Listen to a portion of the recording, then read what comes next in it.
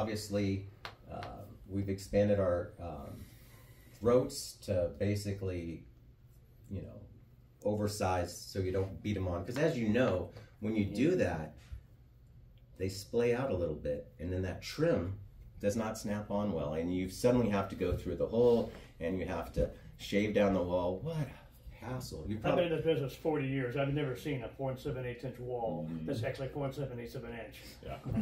Right. Come back after the fact to slip the studs and or take the wood blocks and compress this in the corners and get it all done. I mean, it's all just a big huge hassle. And so, hey, we're just gonna add the 1/8 of an inch. Slides on just fine. And then also, I've got the patented system where any wall size you throw at me, I can make a system for it. It doesn't matter what the frame size is. You go up to 16 inches for throat sizes, great, no problem. Right here, one of the uni frames here. Okay, yeah. This is a smaller version.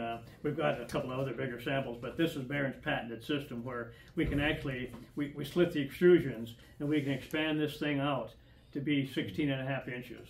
And that's one massive door frame, let me tell you. But we can wrap the walls. None of our competitors can do that. The biggest that you can do from a competitor is 9.25 inch wall.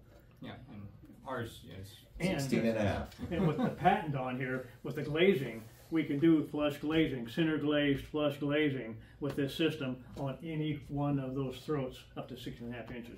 Nobody can do that at all. Okay, so we can accommodate 1/4 inch to 2.25 inch glass.